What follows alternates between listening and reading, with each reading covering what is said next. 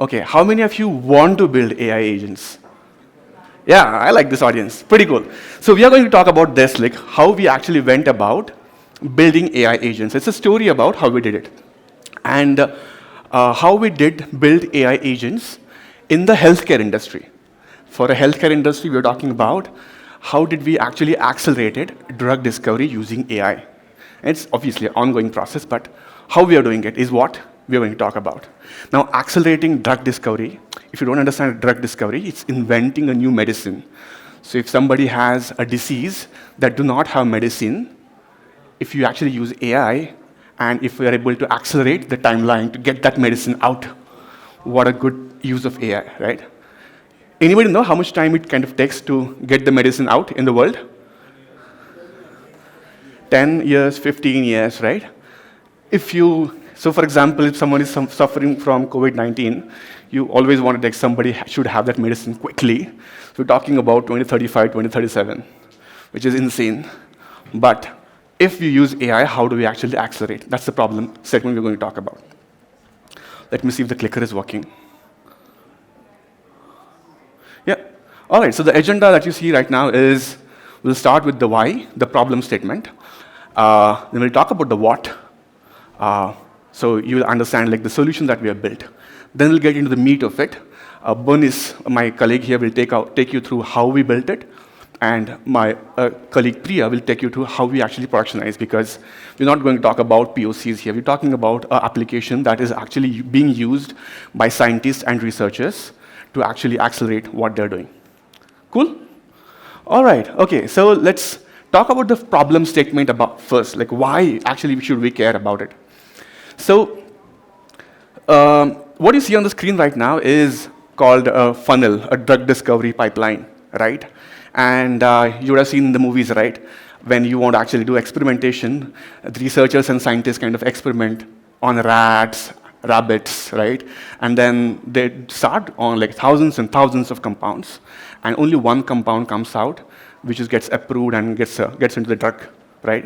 Which humans can consume. Now that's a long process, and a lot of experiments and a lot of studies actually go on, right? You can imagine thousands of studies going on there, and studies could be different. Like some studies focus on toxic effects, some studies focus on safety, some focus on efficiency and all of that. So we actually build an application, we call it Prince, which is kind of currently focused on preclinical area. We plan to also extend that to other areas of the drug discovery. And when the client came to us, so this is actually a public case study. The client that I'm talking about is Bayer. If you have heard about aspirin, that's coming from Bayer. So the ask that they came to us was they wanted to build Google for their past studies that they have done in the, right? So it's a kind of, even before ChatGPT came in, or even before the Gen AI boom, that's when this thing happened. And the goal was to actually avoid duplicate studies, duplicate experimentation.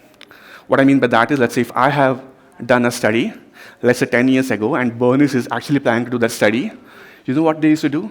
They would call up, maybe go to Priya and say, hey, Priya, you know, I'm going to do this study. Do you know if we have done this in past? And then Priya would say, hey, I think Vijay has done something similar. Let me go and talk to Vijay. And then Vijay would kind of point me to someone else. So it was through manual search, right? People would kind of talk to somebody they know and stuff. And that would like, you know, this is like a lot of people leave organizations. This is like not scalable at all. And we're talking about past 50, 60 years when the buyer is in the industry, right? So you have like thousands of studies. You definitely don't know how to do it. And why it matters is if you just kind of look at the cost, it is horrible. So if just one 4-week study, just one 4-week study done on monkeys cost about €1 million. Can you imagine that? Just one study. And interestingly, or even that is not the worst part of it. I couldn't even put it on the slides. The worst part is, for that one study, they sacrifice about 10 to 12 monkeys, right? So just 1 month. If any dog lovers here, they sacrifice about 14 plus dogs just for 1 month study, and they do hundreds and thousands of studies to just get that one drug out. Horrible, right? If you just find that one study in time, you already save lives and cost, right? And that's a good problem statement to actually solved by AI. So we want to actually make sure that we're able to find that information, find that right study at the right time. That's all we want. So when we're talking about finding the right data, we're talking about two types of data, right? Any data we're talking about, usually we're talking about structured data, and we're talking about unstructured data, correct? So structured data is a data where I'm kind of currently going and doing some experimentation on the rat. I will go open the system, I'll start typing in like, okay, this is a study I'm doing, I'll do it on the rat, here are the measurements, I'm doing this kind of testing with this kind of compound. All of that goes to database, we pull all that information out and put it into our system. That is structured data. Unstructured data, however, is data where I'm done with my experiment. And now what I'm going to do is, that experimentation, I will actually write a report for it. Everybody writes report after you do project. After every college project, you do report, right? Write reports, right? So the same thing. And that report actually gets approved. So you could actually have a lot more trust on that data because the systems that we're talking about go as far as 20 years. Data that we have is 60 plus years. So there is a gap, delta of 40 years when the studies happened, when the current systems were not there. So it could be incomplete, incorrect, and things like that. So we have these two types of data. So what we did was, for us, the unstructured data became available after Gen AI came in picture, and that was like a gold mine for us. So we used that data and built a RAG chatbot, right? How many of you know RAG here? Nice. Yeah, so we built a RAG chatbot where you could come and ask questions like this, like where any of the clinical findings observed in a particular study, and the findings were kind of given there. And we used to get good answers. So this is simple RAG, just simple RAG, and that worked brilliantly well for us. And it is obviously, it's not when I'm saying simple RAG, I'm comparing it to something like a multi-agent system. So it's still an advanced RAG application where we spent a lot of time in them making sure we have right retrieval and things like that. So what we started seeing with this is, so these type of questions were difficult to find out. But there were questions where, for example, there was a meeting going on, and somebody was just asked, okay, do we have any studies where where compounds are associated with fluorosis, specific compounds that were associated with fluorosis? I can just find all the studies. And scientists said, we don't have that. Somebody just tried with the chatbot and then didn't find 5 different studies, which was quite cool. So this gave us a lot of value. And then questions that we were taking days earlier were easily available in minutes, in seconds rather. And that was cool. That was users were very happy. And this was working because now we are able to find information really, really fast. But we don't just stop there, right? So you give a input text box to users, and then they just want to put anything. So this question was easily answered by RAG. It was just sufficient. But what users started asking is, they said, okay, you know what? Let me actually ask a bit more complex questions, not just on one study. I would like to compare 3 different studies, and I want to have a comparison across various things. So what you see here, does the pointer camera work? I don't know. Then it's actually asking for 3 different studies, right? And do a comparison and all of that. Now, these kind of questions cannot just be answered by RAG, right? And then this is likely complex question. This is where the agents come in picture. So you have a complex question, you put in agents, right? And then the agent is able to kind of go through individual study, go to the second study, bring it all the information, look at all the information together, do comparison, bring in third study, do comparison, and then give the final result. So there are multiple hops that were possible. Now that is done by agent, but users. And now they said this actually is helping them a lot. Why not we actually make it build the system further? And then they said, this is actually, we actually go and ask questions because we want to write some complex documents.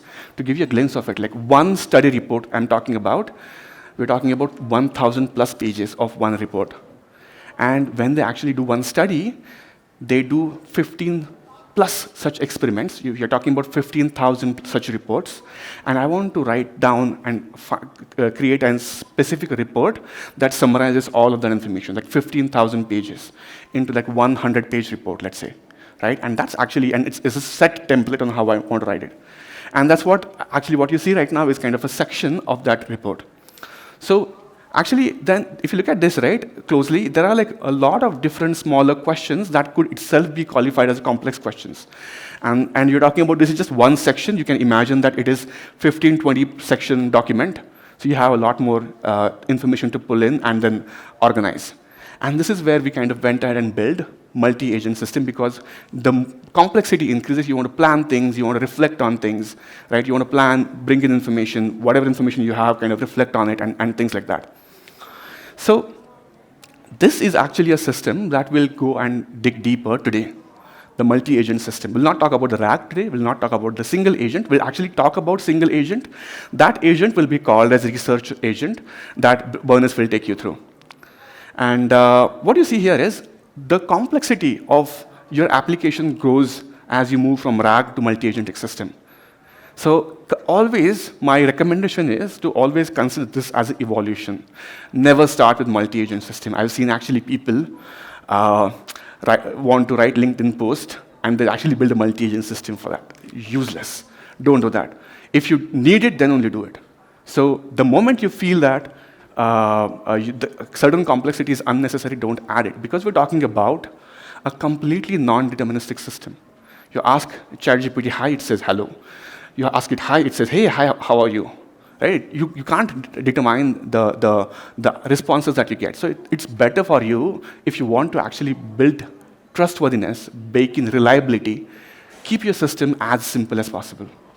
And with that, I'll hand over to Bernice, who will actually take you through how we actually did it.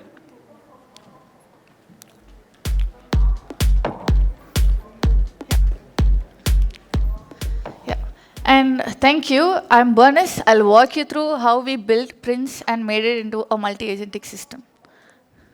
So let's first consider this use case. So Sarang explained that users wanted to write complex documents, and we had to summarize like 15 to 20 documents into a single document.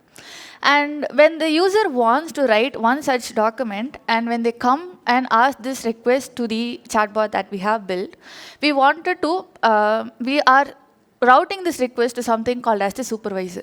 So this is an agent, and this is like the managers that we have in the team. So this manages what are all the next steps that needs to be taken. So if I'm saying that the user wants to submit a report to the Food and Drug Administration, they'll be following certain formats. So now supervisor should decide how the format should be, right? So to decide how the section should look like, we have something called as document planner agent. And this helps us with the blueprint for the particular section, how the table should be formatted and what kind of data should go in. Now we have the blueprint. So the next step is to fill it with data. Then we use the researcher agent. So researcher helps us in collecting as much data as possible. And once we have the data, we need someone to tell us that, is this data enough to respond to the question that the user is asking? Is it enough to fill the section completely? Are we missing out anything? We need some feedbacks. So for that feedbacks, we have something called as the reflection agent. And once we get the feedbacks, it again goes, depending on the feedbacks, supervisor decides what needs to be done next. Let's say that we are looking for a specific ID in the system, and the researcher keeps looking for the ID in the database and it couldn't find it. Now, instead of completing the whole process, we can actually pause in the middle, go back to the user and say that, hey, I'm not able to find this ID in the database. Are you sure that this is the right ID that I'm looking for? Or was there any mistake from your end? Can you please check it? So that kind of question can be asked by the system back to the user again. So for that, we have something called as the human in the loop, which gets feedback from the user and implements it. And once we have all the feedbacks collected, it goes to something called as the writer agent, which helps you in writing the section of the report that you're looking for. I'll walk you in detail about two of the agents that we have, researcher and the reflection agent. And yeah, so once the report is written, the response comes back to the user. So let's start with the researcher agent. So previously, Sarang mentioned that we have two types of data with us, structured data and also unstructured data. When we look at unstructured data, we have close to 20,000 PDFs, each ranging for thousands of pages, and all stored in a vector database. And the tool that we are using to query these PDFs, we call it as the RAG tool. And the data that we have as structured are stored in the AWS service Athena. And to query from the structured data, we have the text-to-SQL tool. So let's see in detail what this tool does in the background. So let's start with the RAG tool. And I'm taking this question as an example. And this question, I have highlighted in pink the ID, and some keywords in blue, which are like some scientific terms, which we can ignore for now. So now the user wants to know what this, get some details about this ID. So I'm asking this question, and if you look at it, it has some keywords, right? Pile erection is a keyword. Ataxia is a keyword. And these keywords can help you in identifying the right chunk or the right paragraph of the data that is required to the user. So we create something called as a keyword query with the help of the LLM that will help us in filtering out the data. And the user has also mentioned one ID, and this ID can help us in further filtering. Let's say that if I'm having 20,000 studies, I'm filtering it out to one study. So this one, we have a combination of keyword query along with the metadata filters. And as you can see, in blue, we have highlighted a lot of keywords, right? Scientific terms. Pile erection means nothing but the hairs are standing on the end. So if I can rephrase this question a little bit, then I'll be able to get more data which are relevant to the question. So now we are generating multiple questions, which are just the question is rephrased, and we are generating multiple questions. And this technique is called as query expansion. So these two kinds of query are done in the open source to retrieve this data. And this type of querying, we call it as the hybrid search because we are combining keyword query and also query expansion. We give some weightage, like 30% goes to keyword and 70% to the query expansion. And then we retrieve the chunks from the open search. Now I retrieve like close to 20 chunks. But are we sure that all these chunks are relevant to the question that the user is asking? Some of the chunks might be partially relevant. Some might be completely relevant. Some might be most of the chunks will be relevant. But we have to make sure that we are passing the right data to the LLM to process, so the response generated is also up to the point. So to pick the right chunks, we use something called as the re-ranker models. And re-ranker helps us in ordering the chunks in descending order depending on the scores. So the highest relevant chunks comes at the top, and the lowest one goes to the bottom. So with this, you can filter the relevant chunks. Yeah, so I got 20 chunks from the open search, but I am filtering only the top 7 chunks. But depending on, though the quality is good, so it is nice to have the top 7 chunks. And the second tool that we saw with the researcher is the text-to-SQL tool. So let's say that the user is interested in one compound, and they want to ask some question to the chatbot. Now, this query is going to the text-to-SQL tool. So what should the LLM know about is details about the database. It should know what tables I have and what is there inside the table, right? It should know the columns, descriptions of the columns. And for that, we are passing the database schema, and the table schema is being passed. And there are different dialects depending on the database that we are using. So depending on the dialect, we should also pass some example to the LLM. Let's say, for example, I'm passing an example for the keyword flatten. And this example that I'm passing is going to be very generic, because only if I find generic examples that are not relevant to the database, I can fit all the keywords in the prompt, or else it will be very difficult. So we are picking up generic examples, and the query is generated. And this was the first step that we did. And we found that with this, the accuracy was less than 40%. So we had to do like multiple retries before we got the query right. So we did some research, and we found that there is something called as the dynamic few-shot prompting. So we were passing generic examples, and generic examples were not helping us in generating the right kind of query. So what if we are able to handpick the examples for the user query and then give it to the LLM? So this, we call it as dynamic few-shot prompting. And to begin with, we collect lots of examples, lots and lots of them. And each of the example is going to be associated with a question. and a query, the columns that are included in that query, and some kind of description about the columns and also the questions that we are interested in. All this data is stored in a vector database. And now I'm going to pass the user's question here, do some vector search, and handpick the examples that are relevant to the question, and pass it to the LLM. And now we generated the query and executed it in Athena, and we got close to 0 to nil complaints from the user, and the accuracy is very high. So we saw about researcher agent, right? So all researcher does is do lots and lots of research, and it collects lots of data. And I'm picking one of the older examples that we saw, which is the ID, with lots of scientific keywords in it, like pile erection and ataxia. So now, if you look at the example, it has a lot of terms, and we also have a lot of data retrieved from the researcher. Now we have to let the researcher know if the data collected by research is enough. Do we have data for all the keywords that are mentioned? Or are we missing out on something? Some kind of feedback should be given to the researcher, so we can stop with the researching process and proceed to the next step, right? So for this, we have something called as the reflection agent, which helps us in providing the right kind of feedbacks. And now it looks at the data that is retrieved by the researcher and also the user question, and it says that for the keyword pile erection, data is not retrieved.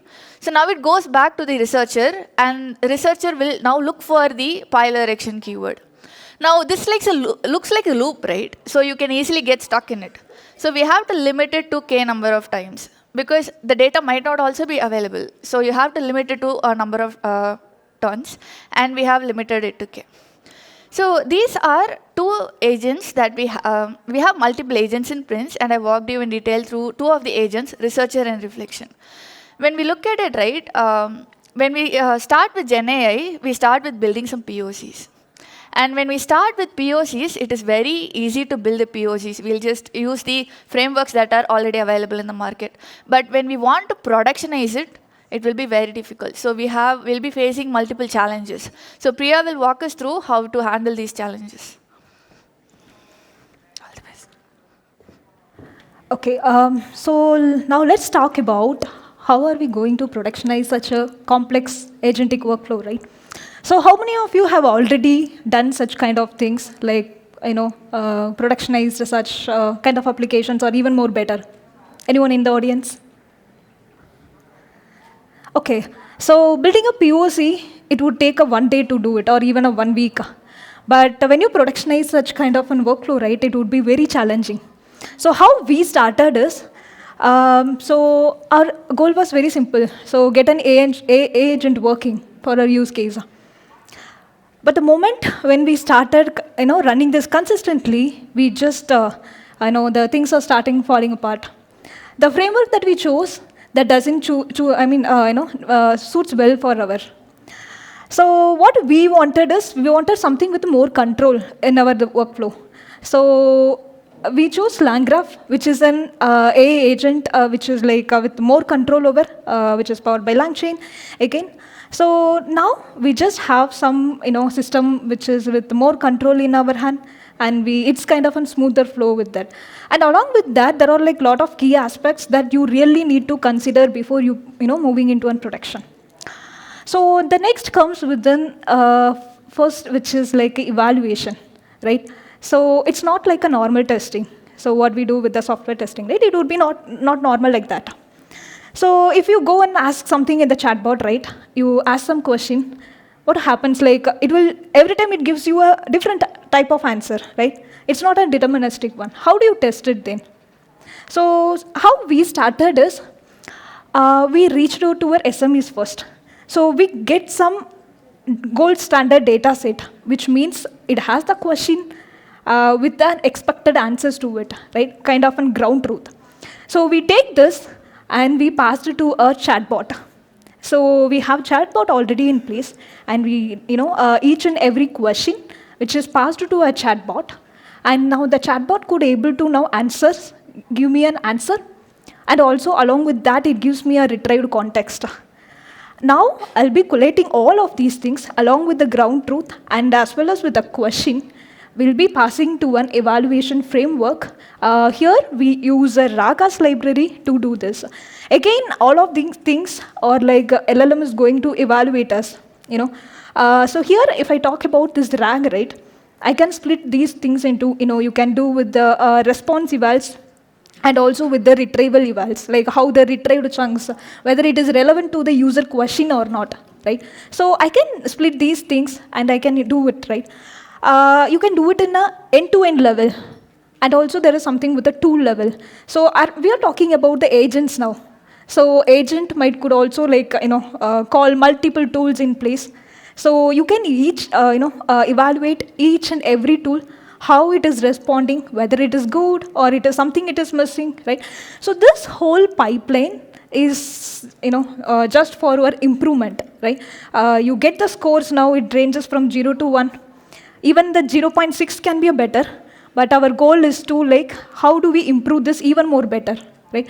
So this whole pipeline we run with an on-demand basis, which means if we do a major changes in our code basis, right? If it is a prompt change, or if we do changes something in the model for some improvement, we run this whole set of pipeline and we compare with the previous data set as well, how the scores, whether it is get improved or it is something, right?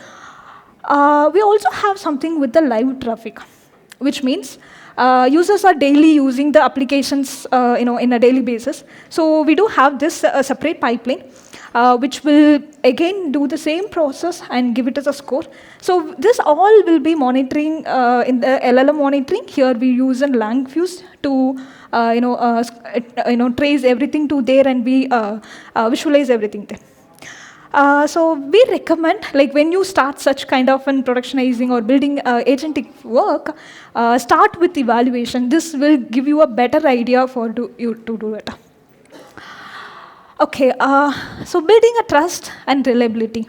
So now we just give this application to one user. Now user is here, it's a scientist.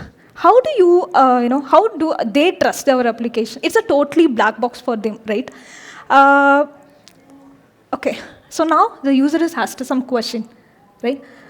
Without them, even if I go to some chatbot, if I ask some question, if it doesn't give me anything, there is no citation at all, there is no what all steps it's gone through, if I don't know what's happening, I don't trust it, right? Same goes with the scientist. Their way of working would be different. So how do we, make such kind of explainability to them? Then we thought we do, show some kind of intermediate steps, like what all it gone through. Each and every steps, how the questions are being splitted into multiple things, how the chunks are being retrieved, right? So we'll just show all of the intermediate steps to the user. So in the meantime of, asking the questions and, in the waiting time, they just see what's going on in the background, right? How do you make sure the trust, which means okay, whether the answer, what it is generating, whether it is hallucinating, or is it relevant to the question or not, right? So something that we came across showing some kind of a citations to them, right? So whatever that you see here, right, it is each and every line which is pointed to a citation, which means each line which is generated or it is referenced from the particular PDF or particular study report. And it also gives you a page number from which PDF, which page number, and which section it is, answer, and also along with that, we'll just give you a chunk as well. So now it is very helpful for the scientists, the users, just to go and click on the PDF and just see which section it is. It's easy for them to refer, right? So we should not give any wrong answer here because at the back, there is a lot of lives which is getting sacrificed, right? So we need to make sure that. Okay, so the next thing, which is a fallback. So whenever you go and productionize such an application, there could be something which goes wrong in the middle, right? It could be an API which go downtime. You should be a proper, something that you should have in some kind of alternate options to it, right? If something which goes wrong, when I talk about this, there are it is not a single LLM call in this whole process. There is a multiple LLM calls, and a lot of models are being used for each of the tasks. Any one of them can go wrong, right? So we have a retry. So simple retries can eventually fix any of the temporary network glitches of any of those models, right? Here we are talking about agents, and also there are like a lot of steps which go wrong, right? We need to make sure that everything which is coming up all the way, and it should fix in a way. Second one, which is if something retry can't able to fix, we're just moving to a different platform, right? So in our case, actually, we have two different GenAI platform. If one doesn't work after retrace, we just directly switch it to the next platform. And this really helps us with, the users won't get any network glitches. They just ask a question, and even if anything goes wrong, they just get the answers, everything which is handled in the backend. So the third comes, which is like preventive fallback, which means if a user is asking some question or study idea or any compound, we don't find any information in our database or vector store, right? Or even there could be some contradictory information that the agent found. Now, we just pass the workflow, we get back to the user, and we get some more clarification from the user, and we continue the remaining workflow. So without giving a wrong answer, and we just do all these steps, which is kind of a human in loop, getting a feedback and then running the remaining workflow, right? So you need to make sure that these all be in your backend flow before moving into a productionization, right? Okay. So the next thing comes with memory. Let's take some scenario. If I'm talking to someone else, and if the person is forgetting everything the moment I complete my speech, right? It's like horrible, right?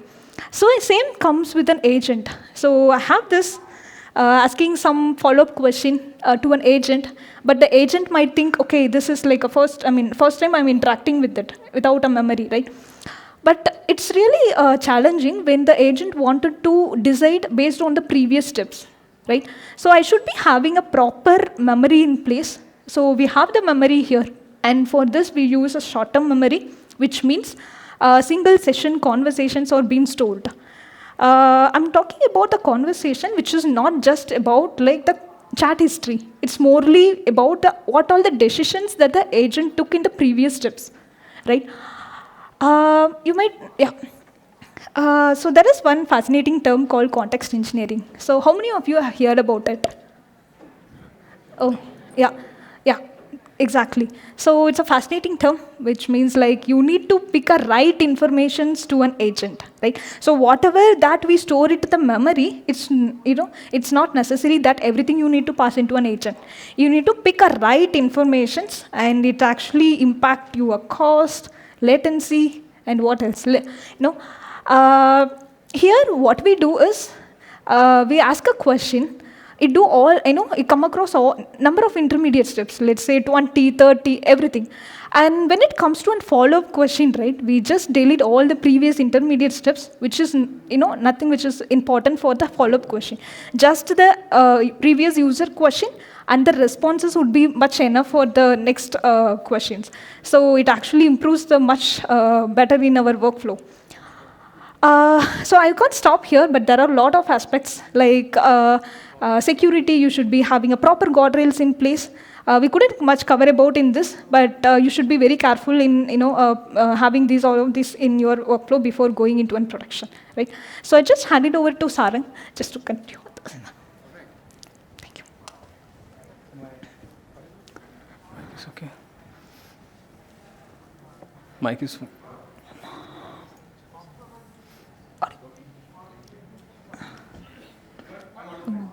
So essentially, I guess, yeah, it works now.